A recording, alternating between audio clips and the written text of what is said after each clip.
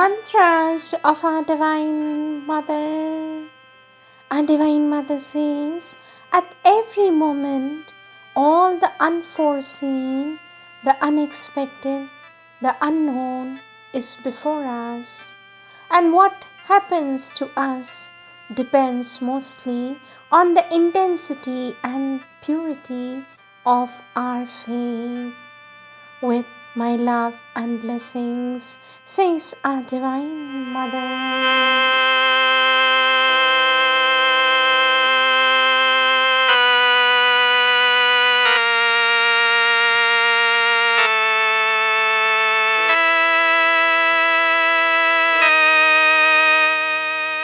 Words of our Divine Mother from the collective works of our Divine Mother, Volume 14, topic the mind, subtopic quiet mind, calm mind, silent mind, page 317. Our Divine Mother says, quiet mind is the best way of learning. Perfect quietness in the mind, essential condition for true progress. Quietness established in the mind is the essential condition of its transformation. Our Divine Mother says, you should not confuse a calm mind with a silent mind. You can calm your mind and stop its ordinary activity, but it may still be open to ideas coming from outside, and that too disturbs the calm. And for the mind to be completely silent, you must not only stop its own activity, but shut out all that comes from other minds. This is not easy. Moreover, you must learn to distinguish between a phenomenon of consciousness and a mental phenomenon. One can be conscious of an experience in such a way that this consciousness is not formulated into a thought or thoughts. This is very important. If the mind is to remain absolutely quiet and silent. But one thing is indispensable. If they want a result, the mind must be silent. Then there is hope for the consciousness to be concentrated. To begin with, they must know by experience the difference between mind and consciousness, the two quite different things. Unless they have the experience of it, nothing can be done. Our Divine Mother says, practice silence of mind. It gives power of understanding. Always I answer your letters, says our Divine Mother, but rarely I have time to put my answer on paper. You are capable of receiving these answers directly, but for that, you must learn to keep your mind silent. This is the true meditation. The brain blank, immobile, and turned upwards. This is the necessary condition to receive the answers. If you can hand over the care of your existence and development to the Supreme Consciousness, then peace will enter your heart and your problems will be solved. Let me repeat. Our Divine Mother says, always I answer your letters, but rarely I have time to put my answer on paper.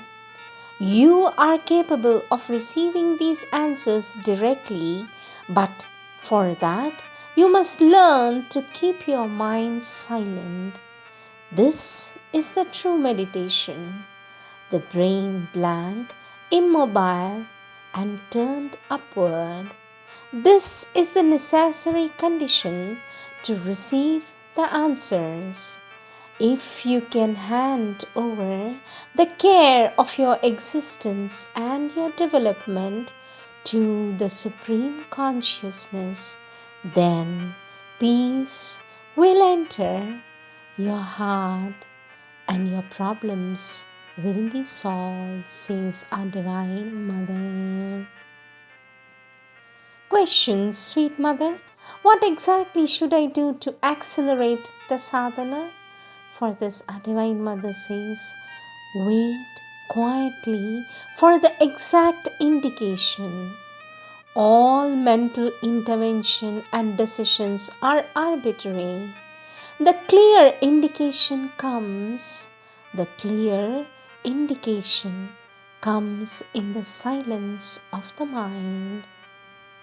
The child says, sweet mother, your voice said to me, the supermind is coming down in you. Sweet mother, is it a false voice?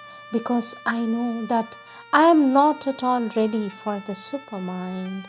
For this, our Divine Mother says, it is only in mental silence that you can hear the voice without distorting it. Be very peaceful. Don't torment yourself and keep your mind very quiet. True knowledge comes from beyond.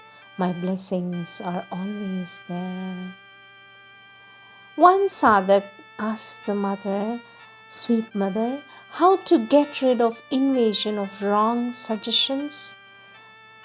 For this, our Divine Mother says, the only radical way is to concentrate and go beyond your mental silence and contemplation. Try, my blessings are always there. Next topic, the heart. Our Divine Mother says, in the silence of a simple and faithful heart, one can understand the mystery of incarnation.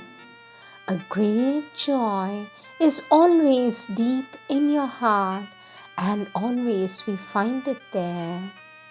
A simple and faithful heart is a great boon. Our mind must be silent and quiet, but our heart must be full of ardent aspiration. Look into the depths of your heart. Look into the depths of your heart, and you will see there the Divine Presence. Our heart is purified from the trouble and anguish. It is firm and calm and sees the Divine in everything. The Divine is always seated in your heart, consciously living in you. Our Divine Mother says, all help is given to you always, but you must learn to receive it in the silence of your heart, not through external means. It is in the silence of your heart that the Divine will speak to you and will guide you and will lead you to your goal. But for that, you must have full faith in the Divine grace and love. The guidance is in your heart. Go ahead according to your inspiration. The child says, sweet mother, when I pray to you and open my heart to your light and put my will in accord with your divine will, I feel at ease. I have the belief that my being is placed in tune with your universal force. But for some moments, I feel assured that your presence is always with me and that you have understood and replied to my prayer. It seems as if I am bathed in your light and I become very happy. But at other times, my mental activity begins to question And I wonder if it is really so easy to enter into a living contact with the divine in its essence. What is the truth of the matter, sweet mother? Kindly enlighten me. For this, our divine mother smiles and says, experience goes far beyond the reasoning mind. Evidently, the reasoning mind finds it very difficult to reach the divine, but a simple heart can enter into contact with him almost without effort. It is the heart that has wings, not the head. A divine mother says, read with your heart any book, any volumes written by our Lord.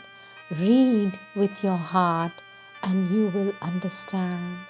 My blessings are always there with you, says our Divine Mother. Next topic, the vital. Our Divine Mother says, it came to my realization that life force and the force to create moments in the body is seated deep within, behind the upper abdomen. Yes, there is a seat of creative vital force there. The vital is the seat of our power, energy, enthusiasm, effective dynamism. It needs a systematic education. Vital center is passionate and strong. It asks for control. It is the vital that gives enthusiasm, but the vital by nature is unsteady and always wants new things. Unless it is converted and becomes a docile servant of the divine, things are always fluctuating. Power of the vital expression is useful only when the vital is converted. Conversion of the vital is enthusiastic and spontaneous. It gives itself unstingingly. The day the vital will be converted, it will have much to give. Generosity in the vital gives itself unstintingly. Strength in the vital likes to show its beauty and power. Consent of the vital amiable, smiling, ever ready for action, with a great goodwill. Vital consecration, says our Divine Mother, delightfully modest and fragrant. It smiles at life without wanting to draw attention to itself. Steadfast vitality, the vitality which depends on integral consecration. Stability in the vital, one of the most important results of conversion. Vital transparency is indispensable. Vital patience is indispensable as well for all progress. Vital progress, organization around the divine will, and a progressive surrender to this will. The vital governed by the presence, the vital force rendered peaceful and disciplined by the divine presence. Formative faculty in the vital, spontaneous but not always happy. It needs to be disciplined. Candid simplicity in the vital is one of the most important, difficult qualities for the vital to acquire. Trust in the divine, very indispensable for the impulsive vital. Vital trust in the divine gives full of courage and energy, no longer fears for anything. Vital joy in matter is the reward for abolishing selfishness. Peace in the vital is the result of abolishing desires. Silence in the vital is a powerful help for inner peace. Sincerity in the vital is the sure road to realization. Light in the vital, one of the first steps on the long road. Spiritual awakening of the vital, it soars towards the heights in the hope of reaching them. In the vital, even a little victory has a great consequence. To harmonize the vital is a psychological masterpiece. Happy is he who accomplishes it. One child says, sweet mother, I am disgusted with this world of battling egos. For this, our Divine Mother says, this is natural. The world of the human vital is an ugly one. It greatly needs to be changed. The egoistic vital reactions must disappear before anything serious can be done. Vital will manifesting in life is often the cause of the greatest disorders. Vital sensitivity in excessive is, if not controlled, dangerous. Question, sweet mother, I have become more sensitive and I get upset for the slightest reasons. For this, our Divine Mother says, these are vital perturbations which show themselves in the course of the sadhana and have to be eliminated. They must not be regarded as natural movements justified by the wrong actions of others and bound to continue so long as there is an external cause. The real cause is internal and it can be got rid by yogic discipline, vigilance, self detachment, and a quiet but strict rejection. As for the change in the vital, it will come by itself when you form the habit of remaining in your higher consciousness, where all these petty things and moments are worthless. Question, sweet mother, how can we conquer the obscure vital? Rather, how is it possible to change the obscure vital into a luminous vital? Our Divine Mother says, by surrender of the vital, its opening to the light, and by the growth of consciousness. Right attitude in the vital gives self confidence, mental and vital quiet faith in your relationship and in the divine's help, says our Divine Mother.